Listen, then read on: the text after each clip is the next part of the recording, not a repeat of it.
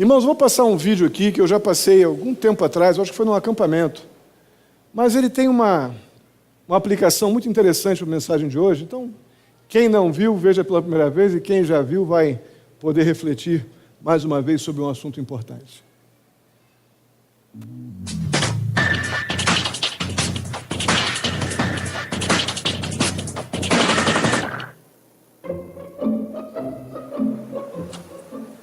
Okay, sit in that chair. All right, here's the deal. Marshmallow, for you. You can either wait, and I'll give you another one if you wait, or you can eat it now.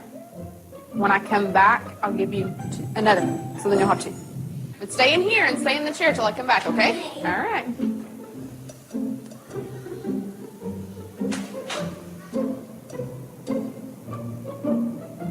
Você me lembra alguém.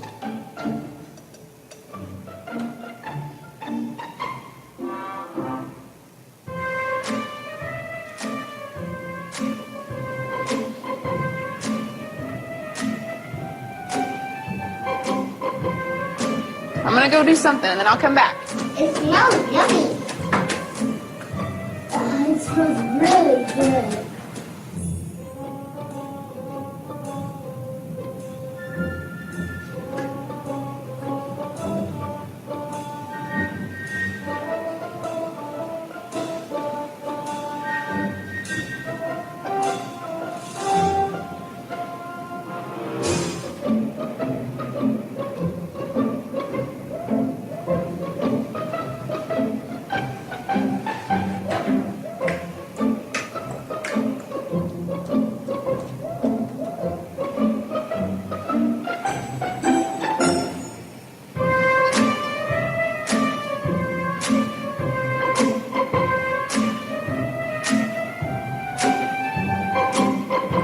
It's up to you. You can have it now or you can wait. Okay?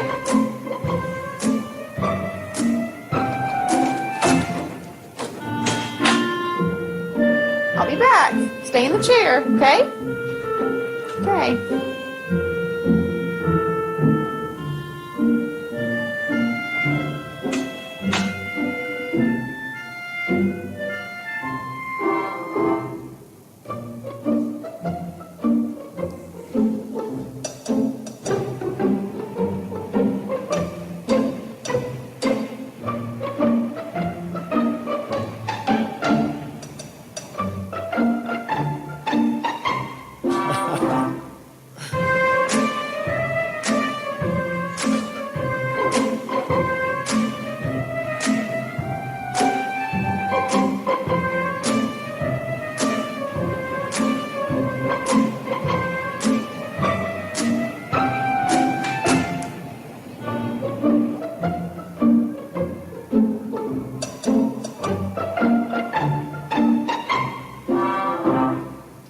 All right, so I'm going to leave and then I'll come back, okay?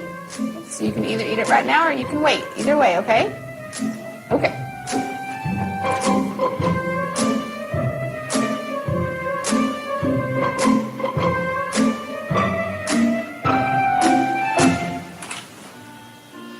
How'd you do? Did you do good? You did? You wanted to eat it, didn't you? Yeah. So did I tell you I'd give you another one? Okay, now you can have both. You need them.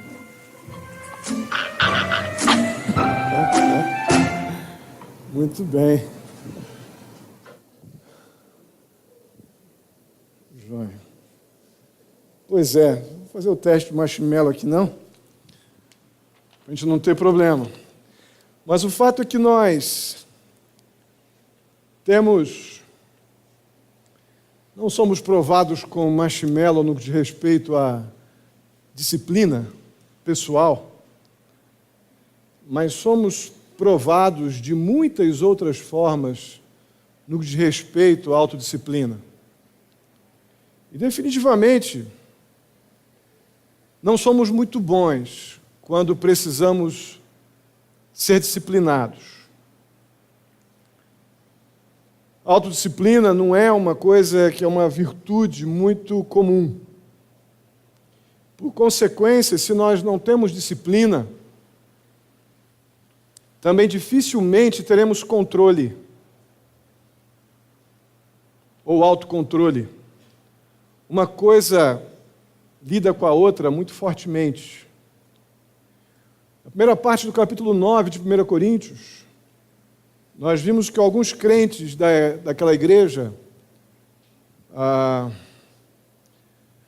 eles estavam doutrinariamente corretos no que diz respeito a não verem problema em comer aquelas comidas que eram sacrificadas a ídolos, porque eles sabiam pelas Escrituras que aquilo não existia.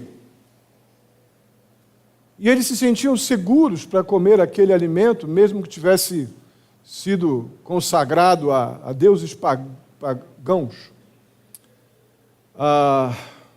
O problema é que algo que era legítimo se tornou ilegítimo, se tornou uma decisão errada, porque eles abriram mão do princípio do amor.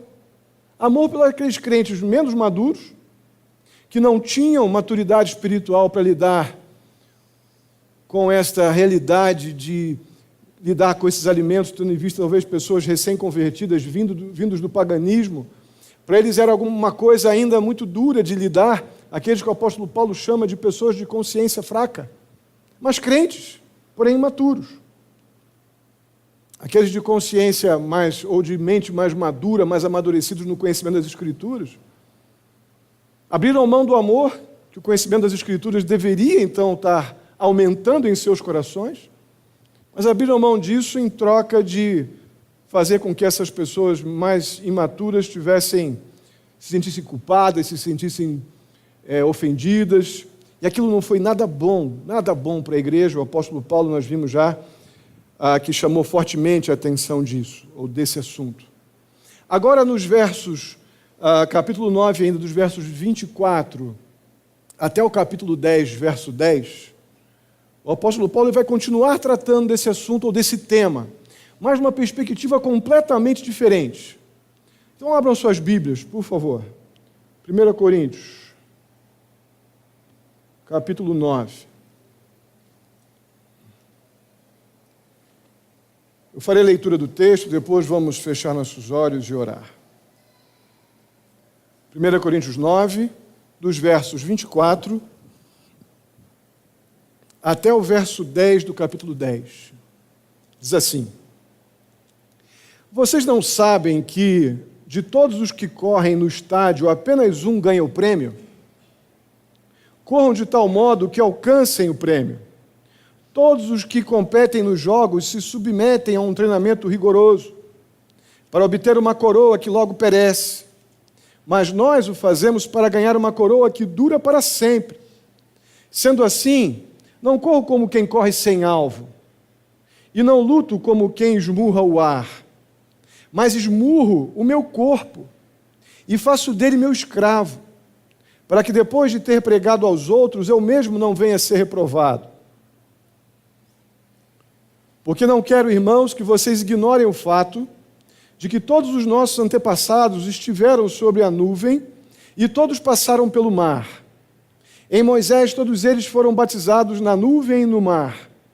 Todos comemos ou comeram do mesmo alimento espiritual e beberam da mesma bebida espiritual, pois bebiam da rocha espiritual que os acompanhava, e essa rocha era Cristo. Contudo, Deus não se agradou da maioria deles. Por isso, os seus corpos ficaram espalhados pelo deserto. Essas coisas ocorreram como exemplo para nós, para que não cobicemos coisas mais, como eles fizeram. Não sejam idólatras, como alguns deles foram, conforme está escrito: o povo se assentou para comer e beber, levantou-se para se entregar à farra. Não pratiquemos imoralidade, como alguns deles fizeram, e num só dia morreram 23.000. Não devemos pôr o Senhor à prova, como alguns deles fizeram, e foram mortos por serpentes. E não se queixem, como alguns deles se queixaram e foram mortos pelo anjo destruidor. Oremos. Pai querido, mais uma vez, te agradeço, ó Pai, por esta oportunidade que o Senhor nos dá de estarmos aqui para te adorar, para cantar louvores ao Senhor. Te agradeço pelas pessoas que nos visitam, ó Pai, que seja uma noite especial para essas pessoas também. E peço a Tua bênção para todos nós, ó Pai, que possamos compreender a Tua palavra, ó Deus, e aplicá-la às nossas vidas. Sê conosco, ó Pai, que saímos daqui afetados pela Tua palavra. Assim eu te peço, no nome de Jesus. Amém. Amém.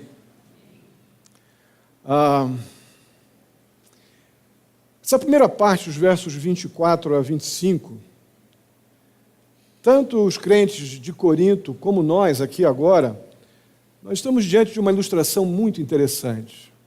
Ilustração essa que a gente não está acostumado a conectar esta ilustração com o restante, com o contexto do texto que estamos lendo. Mas faremos isso agora.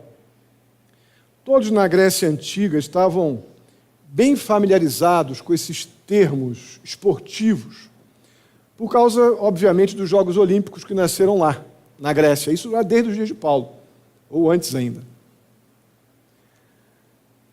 Além desse fato, Corinto era uma cidade, e aqui vocês talvez não tenham todos essa informação, como se fossem os Jogos Pré-Olímpicos, que eram os Jogos Istmicos, ou os Jogos de Corinto. Em Corinto havia no litoral ali, uma ilha que pertencia a Corinto, mas que era ligada por uma faixa de terra. Isso é conhecido como um istmo.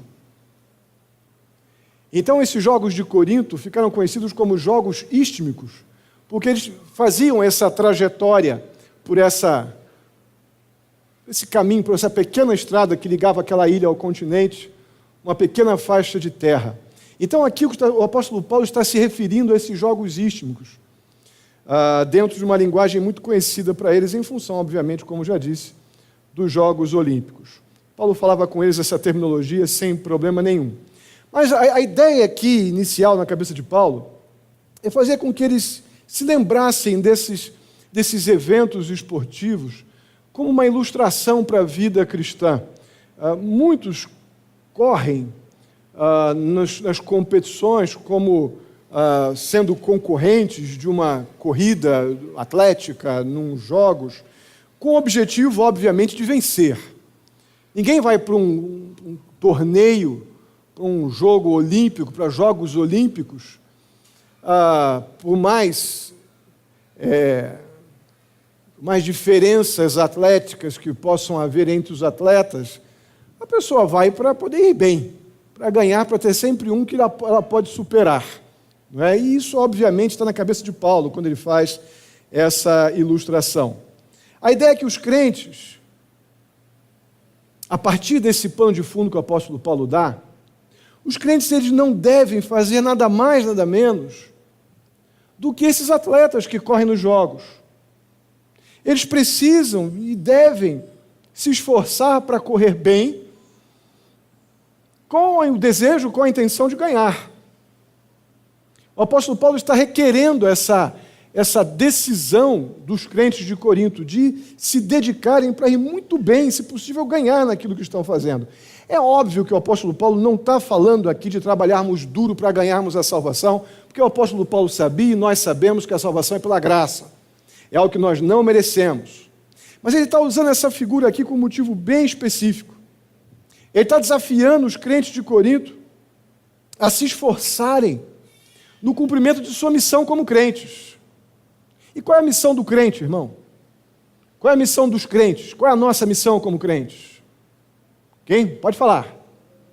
Pregar o Evangelho. Dar um bom testemunho de Cristo e pregar o Evangelho às pessoas enquanto há tempo. E o apóstolo Paulo tinha isso na sua cabeça e ele chama esses crentes a esse tipo de dedicação. Até porque nós não ganhamos competição alguma apenas por nos inscrevermos nela. Concordam comigo? Eu que nessas minhas corridas por aí não tenho pretensão nenhuma de ganhar nada, mas eu corro para chegar.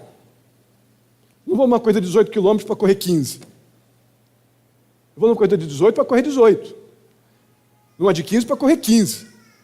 Então a gente estabelece objetivos, e essas coisas, nós não vamos conseguir cumprir nenhum objetivo atlético se nós apenas fazendo a inscrição? O que nós precisamos para poder chegar ao fim de um objetivo esportivo? O que a gente precisa?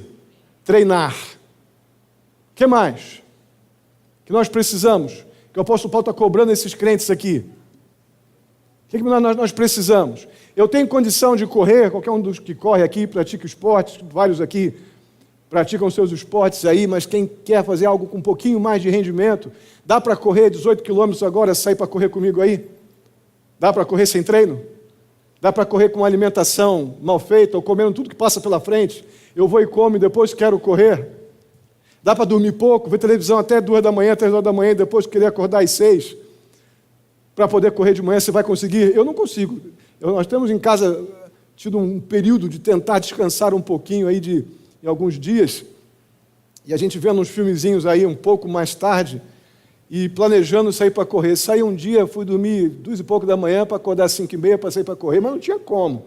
Não tinha perna, não tinha nada, estava cansado. Até fui à academia naquele dia, tu lembra? Depois de chegar, eu falei, Maurício, eu estou quebrado, esse negócio de dormir pouco, sair para correr não funciona.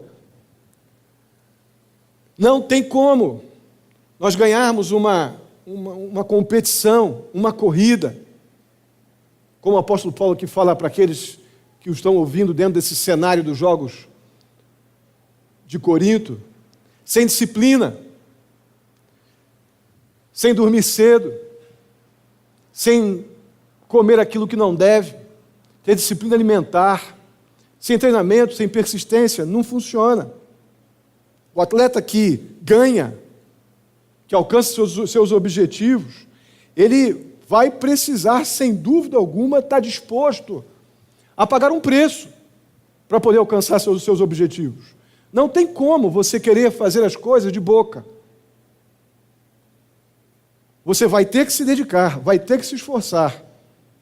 O que define, na perspectiva de Paulo e numa realidade muito prática para todos nós, o que define um atleta que alcança os seus objetivos é disciplina, é autodisciplina, é autocontrole.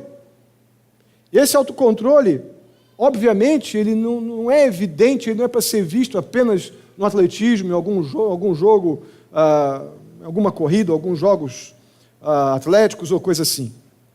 O atleta vencedor, ele precisa se disciplinar. Ele não vai, obviamente, entrar no mesmo ritmo de quem não tem esse tipo de comprometimento.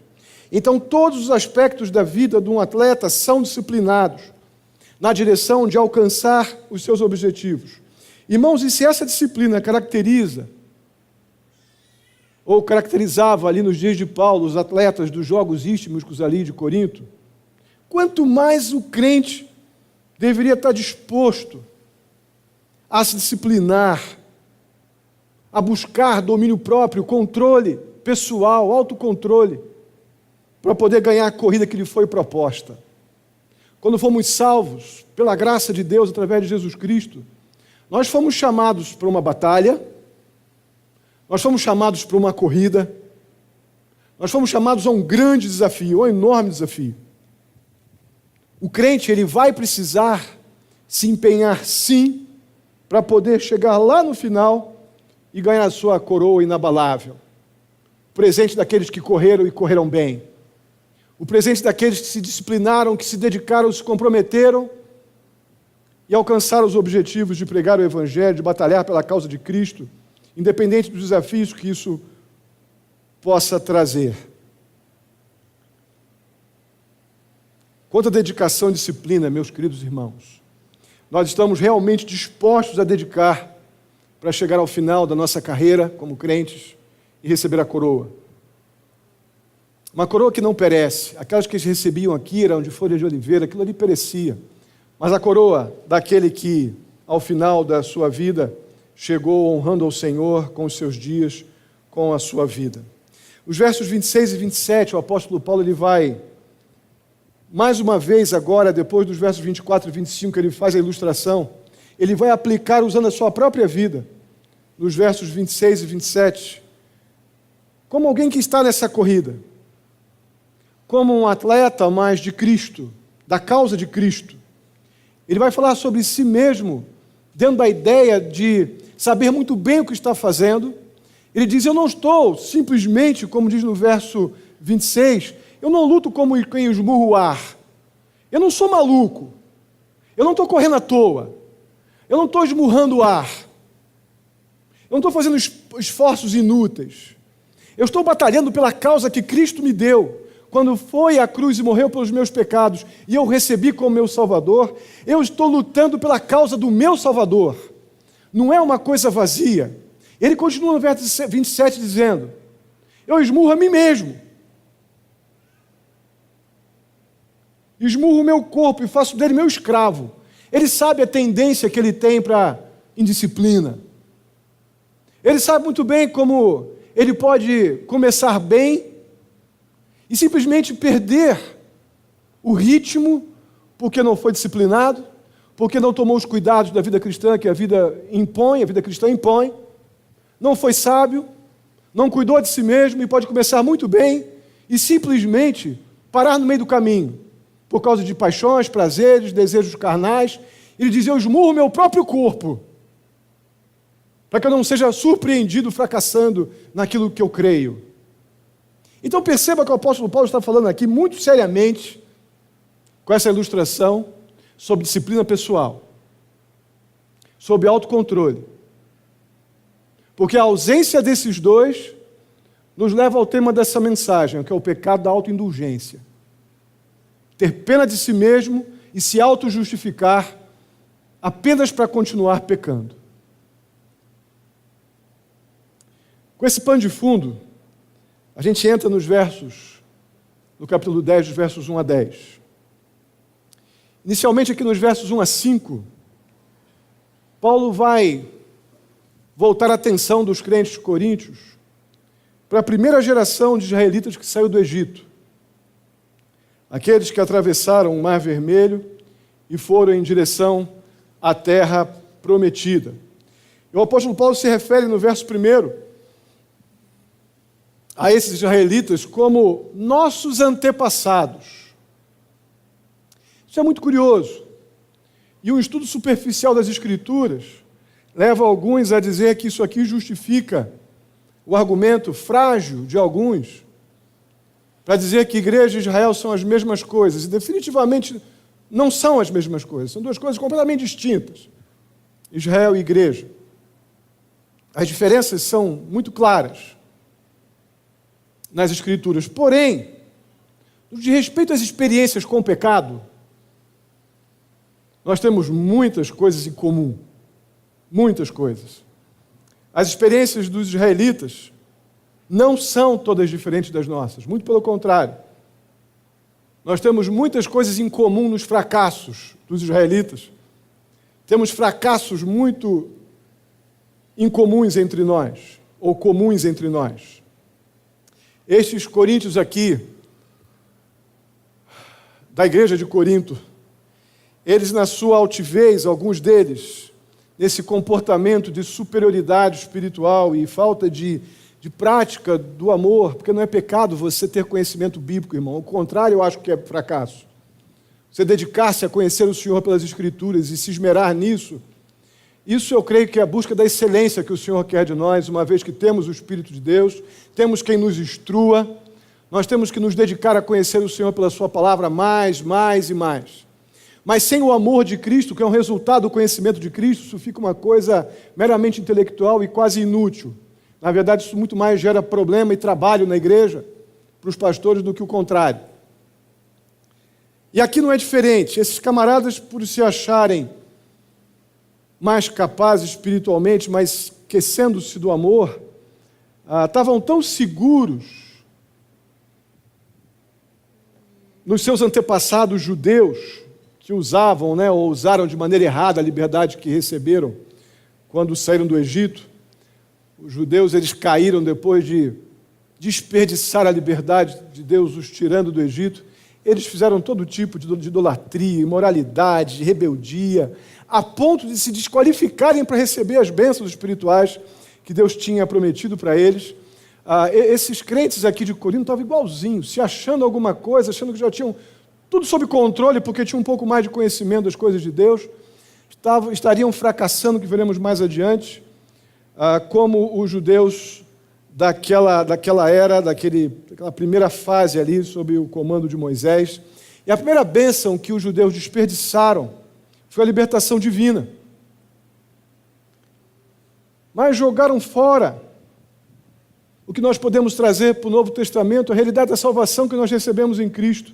Olha o que diz o verso 1. Não quero, irmãos, que vocês ignorem o fato de que todos os nossos antepassados estiveram sobre a nuvem e todos passaram pelo mar.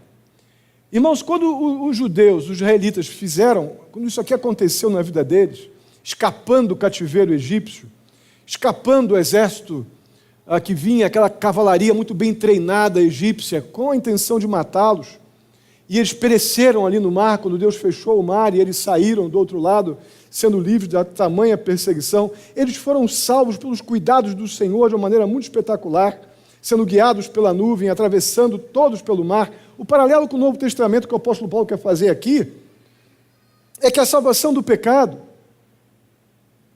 os cuidados do Senhor quando mandou Jesus Cristo, nos livrando da morte eterna que o pecado impunha, está muito ligado a este livramento que está sendo usado pelo apóstolo Paulo como ilustração para aquele povo que está desperdiçando a bênção que recebeu, a liberdade que recebeu. Na sequência, uma segunda bênção que os israelitas experimentam muito fortemente é o tal do batismo. O verso 2 diz assim: em Moisés, todos eles, os israelitas, foram batizados na nuvem e no mar. Irmãos, aqueles judeus, eles estavam envolvidos pelos cuidados do Senhor, aquela nuvem que os dirigia de noite, a coluna de nuvens, a coluna de fogo durante o dia, melhor, a coluna de nuvem durante o dia, a coluna de fogo durante a noite. O Senhor estava dando a eles a provisão da presença, da direção, dos cuidados. E eles ali seguindo Moisés, toda aquela autoridade que Deus deu a Moisés para comandar o povo como um libertador. Tudo aquilo eram bênçãos que Deus estava dando para Israel. E o paralelo com o Novo Testamento, que eu creio que o apóstolo Paulo tem a intenção de fazer aqui, é que como o batismo na água, ou que a ideia da imersão, simboliza a nossa identificação com Cristo Jesus, na sua morte e ressurreição, a imersão de Israel na nuvem e no mar simbolizou sim, ou identificou grandemente o povo com Moisés, que é um tipo, sem dúvida, de Messias por vir. Depois você pode olhar em Deuteronômio capítulo 18, 15. É um tipo de um libertador que Moisés foi para o povo. E mais uma vez, o apóstolo Paulo usa aqui esse texto para lembrar os crentes de Corinto que eles estão desperdiçando os cuidados do Senhor, toda a provisão de Deus, como o povo no passado desperdiçou. Uma terceira bênção que a gente vê aqui inclusa nesse paralelo entre os israelitas do passado e o povo ali do Novo Testamento, a igreja de Corinto, é a ideia de um tipo de ceia do Senhor, ou de comunhão. Os versos 3 e 4 dizem assim: todos comeram do mesmo alimento espiritual e beberam da mesma bebida espiritual, pois bebiam da rocha espiritual que os acompanhava, e essa rocha era Cristo. Irmãos, nós sabemos que todos os israelitas comeram um alimento da padaria celestial. Já falei isso outras vezes aqui, né? O pão divino, que vinha quentinho do céu todo dia. Eles experimentaram algo espetacular. O maná, como conhecemos, né? Que Deus, de forma sobrenatural, providenciava para os israelitas por nada mais, nada menos do que 40 anos. Provisão de pão fresquinho todo dia. Na manhã, durante as manhãs.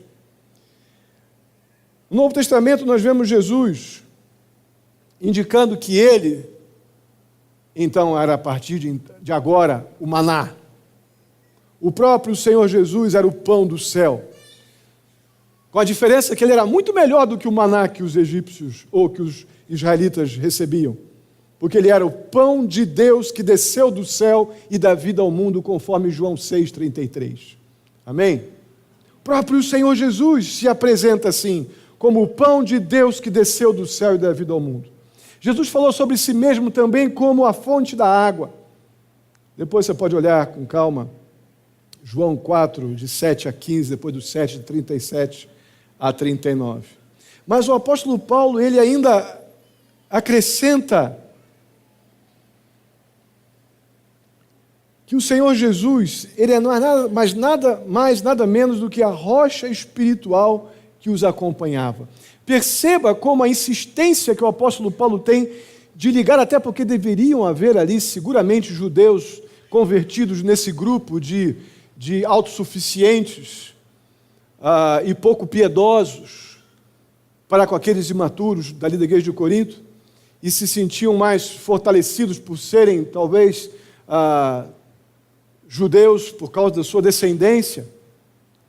E Paulo diz, olha, vocês estão olhando pela direção errada, abrindo mão de bênçãos espirituais, porque o próprio Senhor Jesus Cristo é o pão e a água, que sempre esteve com vocês, sempre esteve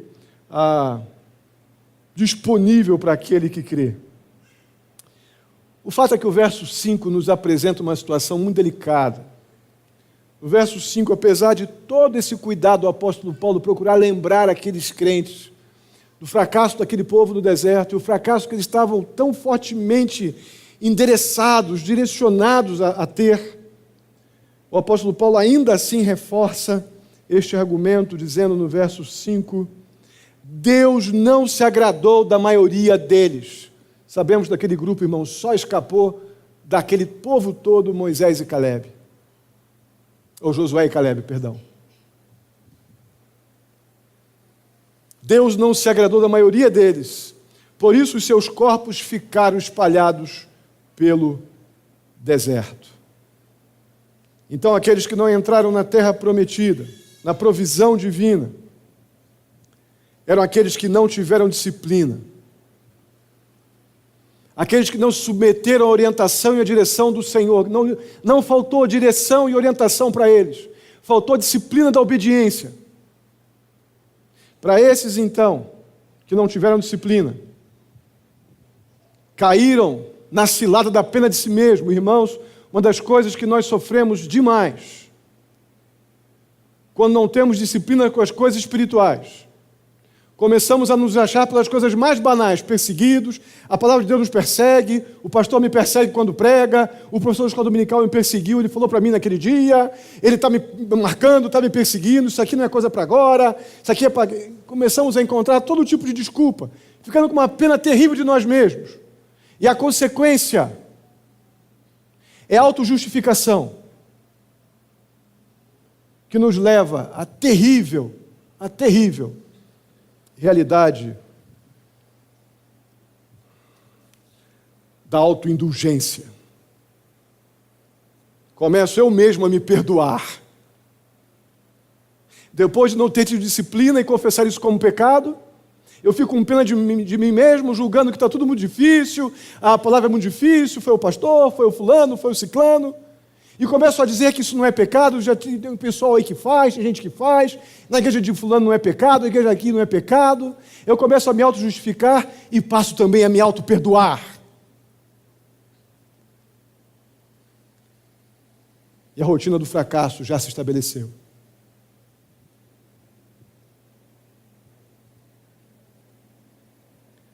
Os versículos 6 a 10,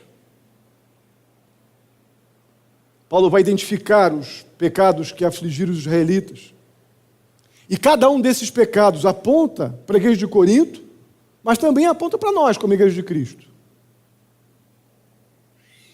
O verso 6 diz o seguinte: estas coisas ocorreram como exemplos para nós. Irmãos, cada um dos fracassos que Paulo destaca aqui da história dessa primeira geração de israelitas é o fracasso da autoindulgência, essa terrível ideia da pena de si mesmo e da autojustificação. O primeiro fracasso dos israelitas é que eles cobiçavam coisas más. E é muito curioso que coisas más não são só essas que eu vou mencionar e que vão aparecer aqui na sequência do texto bíblico, mas essas coisas más estavam aqui neste contexto muito ligadas à comida. Muito ligadas à comida. Eles estavam murmurando porque eles achavam aquele pão diário de cada dia muito enjoativo. Mesma coisa. Todo dia aquela mesma coisa, aquele mesmo pão, aquela mesma alimentação.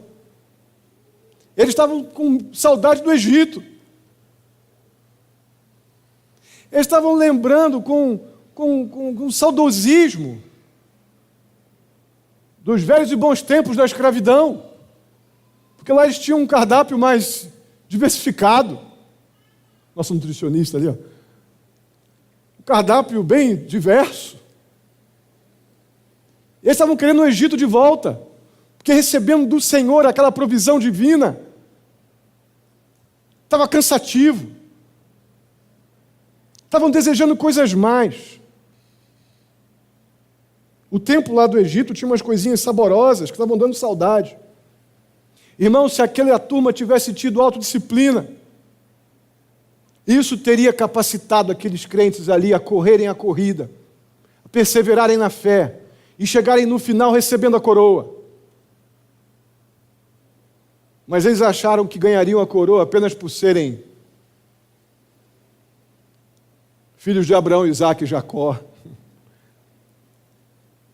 Salvação não vai nem por osmose, nem por descendência, viu, irmãos?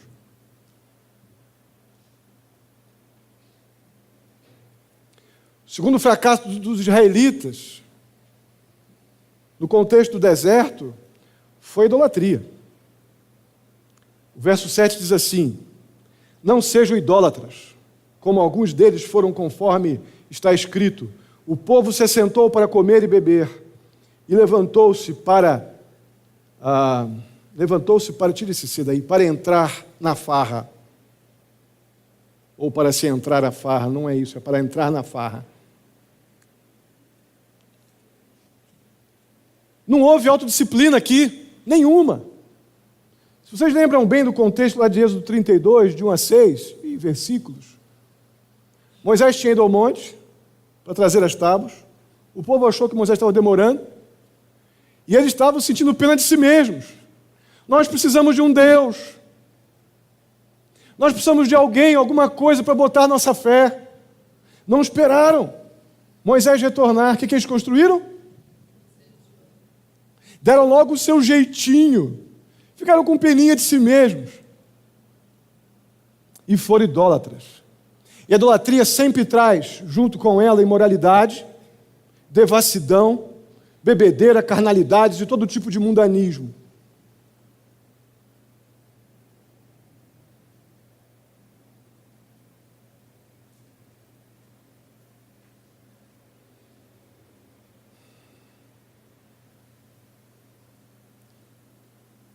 O terceiro fracasso dos antigos israelitas foi o da imoralidade.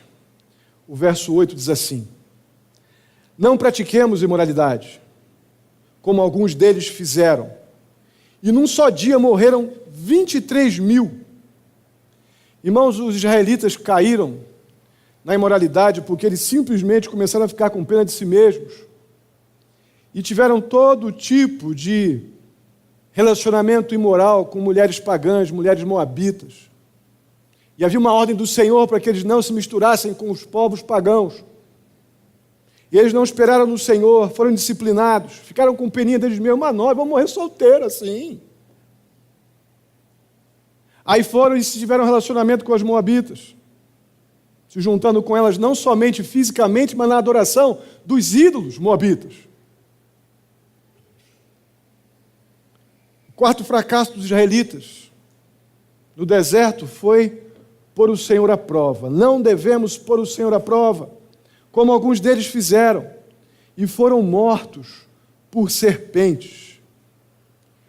Houveram pelo menos, irmãos, 10 ocasiões em que os israelitas colocaram o Senhor à prova. Pelo menos. Mas aqui, o episódio que o apóstolo Paulo tem em mente está em Números 21, versos 5 a 9. A ideia aqui é que a causa principal, específica da murmuração de Israel, mais uma vez envolvia cardápio, comida. Eles estavam cansados da comida que Deus providenciou. E foi então o momento onde surgiram aquelas serpentes ardentes. E mais uma vez o pecado de Israel, de pôr Deus à prova, esteve ligado à impaciência, à indisciplina, autoindulgência, ligado ao problema de comer, de beber, ou seja, pena de si mesmos. Pena de si mesmos. Finalmente, os israelitas fracassaram por murmurar. O verso 10 diz assim: não se queixem, como alguns deles se queixaram e foram mortos pelo anjo destruidor. Irmãos, o acidente que me parece que Paulo tem em mente aqui, está em Números 16, versos 28 a 35. Existe um episódio lá de Êxodo 16, que é o contexto das codornizes, que eles estavam já cansados do pão, querem carne, Deus mandou codornizes para eles voando no máximo a 1,5 metro de altura. Eles matavam codorniz à tapa. E depois eles se empapuçaram de carne, de vomitar, porque eles não queriam mais o pão que eles chamaram de pão vil, pão nojento. E Deus mandou carne. Foram codornizes voando assim. E eles matavam, pegavam já direto e jogavam na panela, para poder comer muito, se empapuçar. O texto diz que eles comiam de vomitar. Mas aqui o texto, eu creio que é um outro contexto, que o apóstolo Paulo está citando, que diz respeito aos filhos de Corá. Eles ficaram completamente murmurentos ou rebeldes contra Moisés, a autoridade de Moisés. E o texto vai nos dizer que eles foram engolidos. Deus abriu a terra em frente às suas tendas e foram engolidos pela terra, jogados no abismo que o Senhor abriu em frente às suas tendas, perecendo ali milhares de pessoas, principalmente ali os filhos de Corá. E isso só parou com a intervenção de Moisés e Arão, que clamaram: Senhor, tem misericórdia. Porque até isso, depois que passou esse momento onde os filhos de Corá foram devorados pelas fendas que o Senhor abriu na frente das suas tendas, eles resmungaram. Está vendo, Moisés, o que você fez? Culparam Moisés e não eles. Mais uma vez tiveram pena de si mesmos. Aí Deus mandou mais um forte juízo, e o Senhor, Moisés e Arão pedem: Senhor, tem misericórdia, não pune mais o povo assim não, tem misericórdia deles. Até então que aquela praga de morte ele diminuiu, mas o fato é que no capítulo 16, do verso 49 de Números, diz que 14.700 pessoas morreram ali, nesse episódio. Mais uma vez, falta de disciplina, ou melhor, falta de disciplina, gera pena de si mesmos,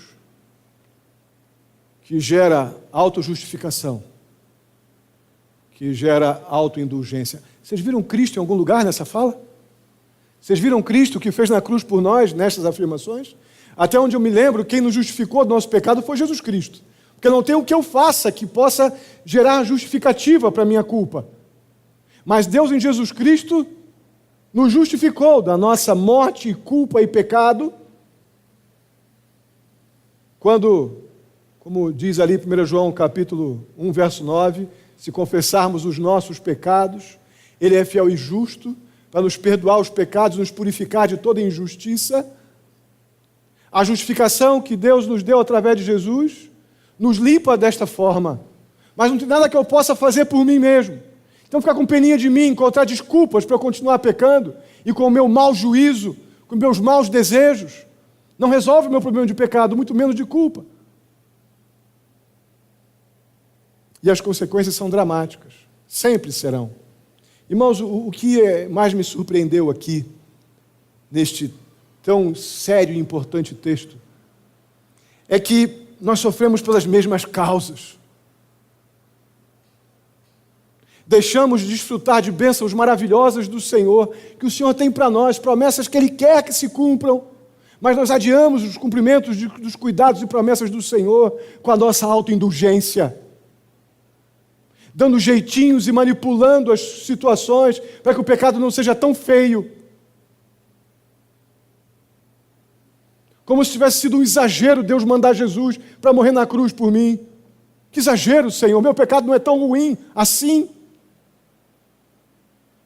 Pena de si mesmos, autojustificativa ou justificação, pecado da indulgência. Todos os problemas que Corinto, ou que foram expostos aqui na igreja de Corinto, estão envolvidos nesse ciclo de falta de disciplina, pena de si mesmos, autojustificação e, consequentemente, caem no pecado da perdoarem a si mesmo, o pecado da autoindulgência. Irmãos, o apóstolo Paulo é muito consistente nas suas cartas, quando ele insiste a chamar os crentes para uma vida de disciplina. A vida cristã, ela exige disciplina. Caso contrário, seremos sempre crentes ou pessoas bem intencionadas, que não negam que Jesus existe, mas nem o diabo nega. A diferença é que o diabo teme e treme. E muitos crentes já não fazem mais isso. Em relação ao fato de que Jesus é Deus e morreu na cruz pelos nossos pecados. E os nossos pecados são escravizadores, mas nós temos aquele que Deus mandou como libertador da nossa escravidão. Amém? Mas isso não vai ter nenhum efeito para mim e para você se eu continuar achando que eu posso me auto-justificar. Jesus, no seu ministério público, nenhum momento da sua vida pública ele ofereceu nenhum tipo de caminho fácil. Ele não prometeu uma vida de prosperidade terrena, de forma alguma. O Senhor Jesus enfatizou firmemente foi em cima do fato de que quer vir após mim, negue-se, tome a minha cruz e siga-me. Não foi isso? O Senhor Jesus teve todo o cuidado de nunca dar a impressão que segui-lo seria fácil. De forma alguma, muito pelo contrário. O próprio Senhor Jesus Cristo praticou autodisciplina. Vimos hoje aqui, agora na escola dominical, temos visto de quarta-feira no Evangelho de Lucas, quando o Senhor Jesus foi ao Getsemane, ele disse: Senhor, se for possível, me livra dessa, porque o pecado da humanidade é muito pesado. Vai doer muito carregar o pecado da humanidade. Mas eu estou disposto a te obedecer até o fim. Se for possível, me livra. Se não, eu vou fazer o que o Senhor ordenou. Sabe qual é o nome disso, irmãos? Disciplina. Autodisciplina. Saber exatamente, não é como o apóstolo Paulo disse, eu não fico esmurrando o vento. Não, eu esmurro a mim mesmo. Para que a minha carne esteja controlada, dominada e eu cumpra a missão para a qual o Senhor me chamou. O Senhor Jesus tinha plenamente convicção disso. Ele foi extremamente disciplinado e rejeitou a pena de si mesmo. Desde o início, o Senhor Jesus sabia que Ele tinha vindo para estar nessa terra para servir, para morrer, para dar sua vida em resgate de muitos, como diz lá em Marcos 10, 45. E é exatamente porque Ele cumpriu a sua missão. Não ficou nem com pena de si mesmo e nem num processo de autoindulgência. Até mesmo porque Ele não tinha pecado. Ele completou a missão. E se o Senhor Jesus cumpriu a sua missão, nós que estamos em Cristo, nós podemos também. Não tem por que a gente ficar de peninha da gente mesmo. Ah, a vida cristã, é mais fácil ser crente na igreja de fulano de tal, porque lá pode, lá pode, lá pode. Espera aí, eu estou lidando com bandeira de igreja ou com a Bíblia? Você quer servir o quê? A quem? Nome de igreja ou as Escrituras? Temos que tomar uma decisão, irmãos.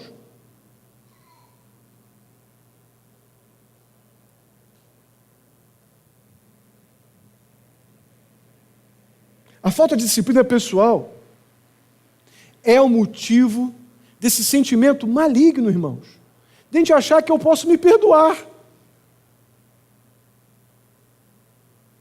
Como se a morte de Cristo na cruz tenha sido uma coisa, repito, exagerada da parte de Deus. Eu não sou tão ruim assim. Irmãos, nós somos tão ruins que a Bíblia diz que antes de Cristo nós estávamos mortos. Aí eu ouvi essa semana aí um cidadão dizer que não é boa nova dizer que uma pessoa está morta em pecados e delitos. Boa nova é dizer que todo mundo vai para o céu. Porque boa nova não aponta para o pecado de ninguém. Boa Nova diz que está todo mundo bem, que mesmo que você não crê em Jesus agora, no céu você vai crer. Que evangelho é esse? Mais uma vez, sou obrigado a dizer que foi um exagero desse Deus exagerado mandar o filho dele morrer na cruz por mim, já que o pecado não é um problemão. É isso que nós estamos ouvindo por aí, irmãos. E é isso que muitas vezes acaba nos satisfazendo. E eu começando a achar que o meu pecado não é tão ruim assim. Mas Deus mandou o filho dele morrer pelo teu pecado. Isso não é conversa do pastor nem de igreja, isso está na tua Bíblia.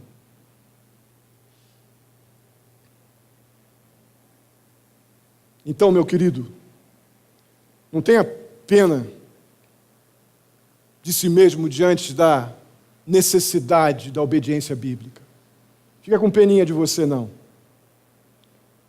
Os mandamentos do Senhor, como diz 1 João, não são penosos. Mas, pastor, a Bíblia diz isso, a Bíblia diz aquilo. Os mandamentos do Senhor não são penosos para quem obedece. Porque aquele que obedece recebe poder do céu, recebe poder do Espírito Santo de Deus para submeter a sua palavra, tem alegria, tem prazer nisso. E Deus lhe consola, lhe encoraja, lhe fortalece. Tenha pena de você mesmo, não, um desperdício. Mas vamos ficar de pé, Vamos orar. Vamos pedir a Deus, Senhor, me livra dessa tendência que eu tenho de ficar sentindo pena de mim mesmo. Me livra dessa tendência de achar que eu tenho sempre uma justificativa para o meu pecado. Me livra da tendência de achar que eu não sou tão ruim assim. Me ajuda, Senhor, a crer no teu amor, na tua bondade, na tua justiça. Apesar de mim, o Senhor não voltou atrás na decisão de mandar Jesus morrer na cruz pelos meus pecados. Eu não preciso ficar me auto-justificando.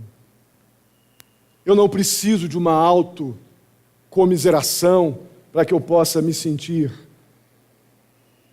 perseguido e gerar uma auto-indulgência, uma pena de si mesmo, um auto-perdão, porque Jesus fez isso por mim. Não tem o que eu faça que resolva o meu problema de pecado. Vamos orar. Bondoso Deus, muitíssimo obrigado. Muitíssimo obrigado pela tua palavra. O Senhor expõe a gente com aquilo que vimos aqui agora, ó Pai. Aquelas coisas que temos a tendência de deixar escondidinho atrás das moitas celestes, elas vêm para fora, porque todos nós temos a tendência de ter pena de nós mesmos diante da tua palavra. Mas o Senhor não teve nenhum tipo de limitação ao mandar teu filho morrer na cruz pelos nossos pecados. Não há nada de mais especial e glorioso do que reconhecermos que somos pecadores, miseráveis pecadores, mas que temos um Salvador, um glorioso Salvador, que foi à cruz e morreu pela nossa culpa. Somos pecadores sim, mas nunca mais escravos do pecado. Ó Deus querido, livra-nos da autoindulgência. Livra-nos, Senhor, e ajuda-nos a ter um nível de comprometimento contigo, cheio de disciplina, cheio de amor pelo Senhor, que nos leva naturalmente a fazer a tua vontade. Muito obrigado, ó Pai, que o Senhor não permite que a gente fique escondido em nossas próprias autocomiserações. Muito obrigado que o Senhor amorosamente nos expõe. Leva-nos em paz para casa. Nos dá uma semana guardada, dirigida em tudo pelo Senhor. Muito obrigado pelas pessoas que nos visitam. Se há alguém aqui entendendo, ó Pai, que é pecador, mas que o Senhor Jesus Cristo é o Salvador, a providência de Deus pelo nosso pecado, ó Pai, que haja arrependimento esta noite em nome de Jesus. Muito obrigado. Mais uma vez eu te louvo. No nome santo do teu Filho. Que a graça do nosso Senhor e Salvador Jesus Cristo, o amor de Deus, nosso amado Pai, a comunhão e a consolação do Espírito Santo esteja sobre a vida de cada um de vós, queridos irmãos, hoje e até a vinda do nosso Senhor Jesus Cristo. Amém e amém. Que Deus os abençoe. Podem sentar. Tenha seu período de oração.